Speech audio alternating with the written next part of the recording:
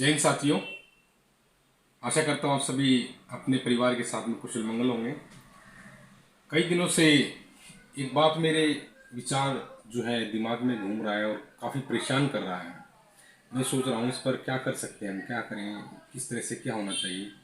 मैं आए दिन अब देख रहा हूँ 3-4 दिन 5 दिन से 1 हफ्ते से सोनीपत जिले के अंदर हाउस टैक्स की रसीदें भेजी जा रही हैं लोगों पर। जो गृह कर होता है जो नगर निगम के अंदर, वो उनकी रसीदें भेजी जा रही हैं और उसके साथ में एक करेक्शन फॉर्म उसके साथ में दिया जा रहा है। मैं ये देख रहा हूँ कि जब मैक्सिमम जो हाउस टैक्स है, ज़्यादा से ज़्यादा जो घर हैं उनके हाउस टैक्स की रिसिप्ट भेजी है और उनके अंदर बहुत ज़्यादा गलतियाँ कमियाँ छिपी हुई हैं।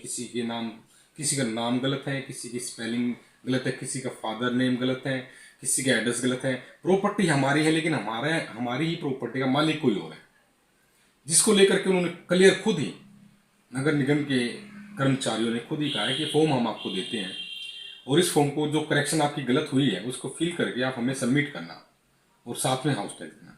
तो मैं पूछना चाहता हूँ नगर निगम के कर्मचारियों से, नगर निगम के अधिकारियों से, प्रशासन से ये पूछना चाहता हूँ कि आप इतनी गलतियां करते ही क्यों करते हो। इतनी बड़ी बड़ी मिस्टेक जो होती है, एक आम आदमी, गरीब आदमी अपनी नौकरी करे, अपनी मजदूरी करे या इस चीज़ को, इस करेक्शन को ठीक करवाए। आप सैलरी जो तनख्वाह लेते हैं, आप जो पैसे लेते हैं काम के बदले में, उसका उसका एवज में आप करते क्या करते हो। आज से पहले भी बहुत वर्षों से हाउस टैक्स आते आए हैं हाउस टैक्स, लेकिन वो बिल्कुल ठीक रहे हैं और हाउस टैक्स माफ भी है। इतनी बड़ी ज़्यादा मात्रा में हाउस टैक्स लगाना गौरव होता है और हाउस टैक्स लगाने के साथ साथ में आप उसके अंदर इतनी बड़ी बड़ी मिस्टेक करना कि लोग सुबह अपने फॉर्म लिख के साथ में डॉक्यूमेंट लेकर के निकले और रात को घर में घुसे, उन गलतियों को भी ठीक करने में निकाल दें। इतनी बड़ी बड़ी समस्याएं आज नगर निगम के द्वारा की जा रही हैं, मैं बता नहीं सकता। मैं आज दिन अक्सर डेली की डेली कोई ना कोई मजबूरी में व्यक्ति मेरे सामने आता है और वो कहता है कि ये है, छोटी छोटी मिस्टेक होती है, लेकिन ये मिस्टेक किसकी, कमी किसकी है, गलती किसकी है। इतना बड़ा बजट लगा करके, इतना बड़ा पैसा लगा करके सरकार की ये लोग सर्वे करवाते हैं, घर घर में जाकर के सर्वे करवाते हैं, टीचरों से सर्वे करवाते हैं और कर्मचारियों से, दूसरे विभागों के कर्मचारियों से सर्वे करवाते हैं। तो इतनी बड़ी बड़ी गलतियां हर घर में क्यों होती हैं, कैसे होती है, आखिर कारण क्या है। सिर्फ यही कि और आदर्श जो मुद्दे होते हैं, रोजगार का मुद्दा, बेरोजगारी का मुद्दा है, महंगाई का मुद्दा, इन मुद्दों से लेकर के जनता को भटकाना है, गुमराह करना है, ताकि उनके दिमाग पर ये बातें आई ना, बस भटकते रहें। एक ये रोजगार दे दिया कि सुबह कागज उठाओ और पूरा का पूरा दिन अपना उस करेक्शन को ठीक कराने, कभी आधार कार्ड है, कभी फैमिली आईडी है, कभी कोई डॉक्यूमेंट है, कभी कोई डॉक्यूमेंट है। लोग बिल्कुल उससे परेशान हो चुके हैं और उनके पास और कोई ऑप्शन ही नहीं रहा है, क्या करें। मैं पूछना चाहता हूं कि भाई जो हाउस टैक्स हम देते हैं, मैं आज मुख्य रूप से सिर्फ हाउस टैक्स, जिसको घर गृह कर बोलते हैं, उसको लेकर के मैं चर्चा करना चाहूंगा और सोनीपत के निवासियों से कि सोनीपत जब से नगर निगम बना है, इससे पहले वार्डों के जो एमसी बने हैं, जो पार्षद बने हैं, उनके टाइम में इतना अच्छा एक सिस्टम होता था, इतना अच्छा सिस्टम होता था। मैं सबके नाम तो नहीं गिनवा सकता, लेकिन इतना अच्छा सिस्टम होता था। जो लाल डोरे की जगह होती थी, जो गरीब बस्तियां होती थी, स्लम बस्तियां होती थी, उनका गृह कर होता ही नहीं था, मतलब माफ होता था। आप रिकॉर्ड उठा करके देख लीजिए नगर पालिका का, नगर निगम का, उनका कोई हाउस टैक्स नहीं होता था।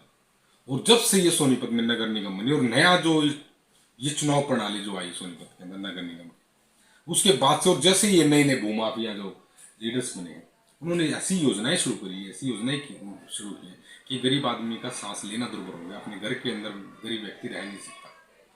इतना ज्यादा मात्रा में हाउस टैक्स और प्रॉपर्टी टैक्स, साथ में रजिस्ट्री पर प्रॉपर्टी टैक्स, इतना ज्यादा मात्रा में, और उसके बाद में फिर गलतियां, मिस्टेक, आखिर कहाँ तक आदमी झूलेगा। मैं बात करना चाहूंगा, इसको दो हिस्सों में मैं बात रखना चाहूंगा कि नए कर को लेकर के कि सोनीपत शहर में क्या हो रहा है, सोनीपत शहर में क्या हो रहा है और सोनीपत शहर में दूसरे पार्ट में कहना चाहूंगा क्या होना चाहिए था, क्या हो रहा है और क्या होना चाहिए था। मैं ही नहीं कहता है, पूरा सोनीपत की जनता कह रही है। आज सड़कों का हाल देख लीजिए, वार्ड की गलियों का हाल देख लीजिए, पानी की व्यवस्था को ले लीजिए, शिक्षा की व्यवस्था को, किसी भी जो सार्वजनिक कार्य होता है आम जन के लिए, उस किसी व्यवस्था को लीजिए, इतने खड्डे, इतने गड्ढे बड़े बड़े हैं रोडों में है कि मैं ये नहीं कह सकते कि रोड है, सड़कें हैं। हम ये कहेंगे कि गड्ढों के अंदर सड़क है, सड़कों पे गड्ढे नहीं कह सकते, गड्ढों के अंदर सड़कें हैं। गाड़ी का तो चलना एक बहुत अलग चीज है, एक आम जनमानस का भी रोड के ऊपर चलने की बहुत बड़ी समस्या बनी हुई है। आज रोड खुदाई करते हैं, बड़े बड़े टेंडर देते हैं ठेकेदार से, ठेकेदारों को, लेकिन वो काम टाइम से क्यों नहीं हो पाता। एक गड्ढा खोद दिया, उस गड्ढे के अंदर अभी सब्जी मंडी के पास में इतना बड़ा गड्ढा खोदा कि उसके अंदर एक लेडीज, एक महिला हमारी बहन उसके अंदर गिर गई और बहुत मुश्किल से उसकी जान बची। बहुत बड़े लेवल पर वो चली थी। ऐसी ऐसी बहुत घटनाएं होती हैं, इतनी घटनाएं होती है। जब वो न्यूज पर हाईलाइट हुई तब उस गड्ढे को भरा गया। क्यों? क्या समय नहीं था निगम के पास में, प्रशासन के पास में? क्या जब वो महिला गिरी उसी वक्त भी ऐसा होना था? उससे पहले वार्ड नंबर 2 की घटना, एक गली नंबर 17 बनी थी। उस गली नंबर 17 को टूटे हुए कम से कम 3-4 महीने हो गए थे। बनानी थी गली को, कोई भी उसके अंदर कमी नहीं थी गली को, फिर भी तोड़ दिया गया, तुड़वा दिया गया नगर निगम के द्वारा। और बनाने में इसमें 3 महीने लगे। उस सीवर की व्यवस्था को लेकर के एक महिला को झगड़े में, सीवर के झगड़े को लेकर के अपने जीवन को खत्म करना पड़ गया। बड़े मुकदमे हो गए, दोनों परिवार उजड़ गए। और उसके बावजूद, इतनी बड़ी घटना घटने के बावजूद में एक रात के अंदर वो गली बनी, एक रात के अंदर वो गली बन गई। ऐसी ऐसी घटनाएं साथियों इतनी होती है, इतनी घटनाएं सोनीपत के अंदर घट रही है कि कोई भी नेता प्रतिनेता अपनी जिम्मेदारी को नहीं समझ रहा। मैंने इसलिए इसको 2 पार्ट के अंदर कहा कि सोनीपत शहर में क्या हो रहा है और सोनीपत शहर में क्या होना चाहिए था। इतना बड़ा ग्रह कर लेने के बावजूद भी सोनीपत शहर में कहीं पर किसी भी प्रकार की कोई सुविधाएं नहीं है। हम इतना इतना ज्यादा ग्रह कर देते हैं, तो उस ग्रह कर के बदले में नगर निगम अधिनियम है, एक कानून है, वो उसके बदले में हमें, उसके एवज में हमें सुविधाएं देता है, लेकिन वो सुविधाएं हमें बिल्कुल भी नहीं मिल पाती। मैं आपको बताना चाहूंगा, और आपको खुद भी इस चीज़ों का बहुत सारे साथियों को पता है कि इसमें क्या क्या सुविधाएं हमें मिलती है।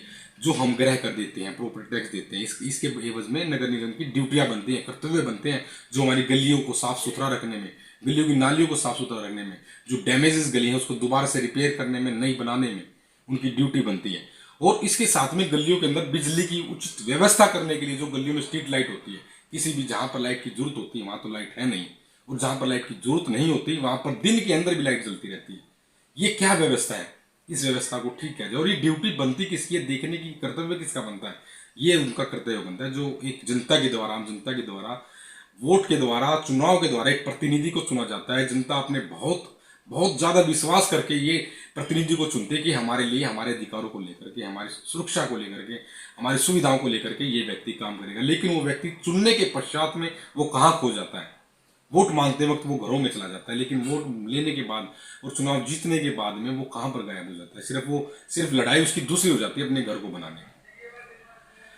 इस ग्रह कर से साथियों, मेरे वार्ड की सोनीपत की जनता, इस ग्रह कर से सड़कों का अच्छा निर्माण, उनकी देखरेख, पार्कों की व्यवस्था, लाइब्रेरी की व्यवस्था, ये सब कार्य होते हैं। एक आवास की योजना होती है, सार्वजनिक शिक्षा, अस्पताल की व्यवस्था होती है, विद्यालय की व्यवस्था होती है। जितने भी हम हाउस टैक्स देते हैं, प्रॉपर्टी टैक्स देते हैं, इनकम टैक्स देते हैं, ये सभी इनकम, सोर्स ऑफ इनकम जो है, आमदनी के साधन है जो सरकार के होते हैं। और उन साधनों से गवर्नमेंट जो होती है, जो प्रशासन होता है, एक आम जनता के लिए सभी कार्य करता है। अब आप सोनीपत में देख, कहीं भी किसी एक भी लाइब्रेरी की कोई व्यवस्था नहीं है, कहीं पर भी लाइब्रेरी। क्या लाइब्रेरी होनी चाहिए? नहीं होनी चाहिए। हम छोटे छोटे तो उस टाइम देखते थे, एटलस साइकिल की एक लाइब्रेरी होती थी गीता भवन पर। आज वो लाइब्रेरी नहीं है, एटलस साइकिल ही बंद कर दी गई। इतने बड़े बड़े रोजगार थे वो बंद कर दिए गए, कहीं पर कोई रोजगार नहीं है। खेल के ग्राउंड है, पार्क है, स्पोर्ट्स है, हमारे युवा साथी हैं, हमारे बच्चे हैं, आज उनके लिए खेलने की कहीं कोई व्यवस्था निगम के द्वारा नहीं, बल्कि ये स्पेशल प्रोविजन है नगर निगम एक्ट के अंदर कि हमारे जितने भी नगर निगम के अंदर आते हैं, एरिया आते हैं, वार्ड आते हैं, सेक्टर्स आते हैं, उनमें सभी में एक अच्छी पार्क की व्यवस्था होनी चाहिए, जिसमें बच्चे, बड़े और युवा और बूढ़े बुजुर्ग उसमें जा करके एक अच्छी वातावरण को एडजस्ट कर सके, उसमें अच्छी हवा ले सकें और अपने स्वास्थ्य को ठीक रख सकें। लेकिन कहाँ पर जो पार्कें थी उसको ही खत्म कर दिया गया। सेक्टर 14 में हुड्डा पार्क है, उसकी व्यवस्था देखिए। हाउसिंग बोर्ड के अंदर वार्ड नंबर 5 में एक पार्क किया बीरी गैस के पीछे, उसकी व्यवस्था देखिए कैसी है। इधर बहुत सारी, मतलब चारों तरफ पार्कें थी, बहुत 5-7 साल पहले, 10 साल पहले अच्छा सोनीपत का इतनी अच्छा कायाकल्प था, बहुत अच्छा कायाकल्प था। लेकिन ये 5-7-10 साल के अंदर क्या हो गया? क्या हुआ कि सोनीपत को अब नरक की स्थिति देखी जाती है। सोनीपत शहर को कितनी जिम्मेदारियां बनती हैं प्रशासन की, नगर निगम की, हमारे द्वारा चुने गए प्रतिनिधियों की, एक आम जनमानस की सार्वजनिक सुविधाओं को लेकर के, उसको सुरक्षा को लेकर के, उसके जीवन सत्र को अच्छा बनाने को लेकर के सारी सुविधाएं हमारे हाउस टैक्स के द्वारा चलती है। और हाउस टैक्स के नाम पर ये इतने बड़े बड़े घोटाले हो रहे हैं। मैं तो इसी चर्चा को लूंगा और नगर निगम को यही बताऊंगा, और एक अपने जो हमारे जो मतदाता हैं उनको जागरूकता के लिए तौर पर यही कहना चाहूंगा अंत में। और निवेदन भी करना चाहूँगा साथ में कि जो हमारे अब चुनाव आते हैं, आप इन चुनाव में अपने सारी चीज़ों को भूल जाते हैं। थोड़े से 1 दिन के 2 दिन के समय में आप पिछली सभी बातों को भूल जाते हैं। आप उन चीज़ों को याद कीजिए, याद रखिए। आपके द्वारा जो चुने गए प्रतिनिधि हैं, जो आपके पार्षद चुने गए आपके द्वारा जो एमएलए चुने गए आपके द्वारा, जो एमपी चुने गए आपके द्वारा, जो मंत्री चुने गए हैं, जो आपके द्वारा जिस पार्टी के प्रतिनिधि को आपके द्वारा लाया गया, वो प्रतिनिधि आपके अधिकारों को लेकर के क्या कार्य कर रहा है, आपकी सुरक्षा को लेकर के क्या कार्य कर रहा है, आपकी शिक्षा को लेकर के क्या कर रहा है, आपके बच्चों के भविष्य को लेकर के क्या क्या कार्य कर रहा है, आपके बच्चों के रोजगार को लेकर के क्या कार्य कर रहा है, आपके जीवन स्तर को ऊंचा उठाने के लिए क्या कार्य कर रहा है, आपके सोनीपत जिले को, आपको वार्ड के विकास कार्यों को लेकर के क्या कर रहा है, आपकी स्ट्रीट लाइट की व्यवस्था को लेकर के क्या कार्य कर रहा है। इन सभी चीजों को आप जब तक नहीं समझोगे, अपनी वोट के अधिकार को नहीं समझोगे, अपनी वोट की कीमत को नहीं समझोगे, साथियों आज तो इस तरह का सोनीपत है। आगे आने वाले समय में यदि ऐसा ही चलता रहा तो बहुत बुरे हालात हम लोगों को देखने पड़ेंगे और उन हालातों के हम खुद जिम्मेदार होंगे। हमारे बच्चे उसको फेस करेंगे, उसका सामना करेंगे, जो बहुत ही निंदनीय है। आगे आज मैं इतना ही आप लोगों को कहना चाहूँगा और आगे के लिए एक नया जो पॉइंट होगा, जो मुद्दा होगा सोनीपत शहर के विकास को लेकर के, वार्डों को विकास को लेकर के, मैं फिर से दोबारा से आप लोगों को संदेश दूंगा। मैं आप लोगों को जागरूकता आप तक पहुंचाता रहूँगा, योजनाओं के बारे में आपको जागरूक अवेयर करता रहूँगा। ये डिपेंड करता आप पर, आपको समझना है, आपको देखना है कि कौन हमारे लिए कार्य कर रहा है और फिर उसके बाद में फैसला आपका है, फैसला आपका है, फैसला आपका है। जय हिंद, जय भारत।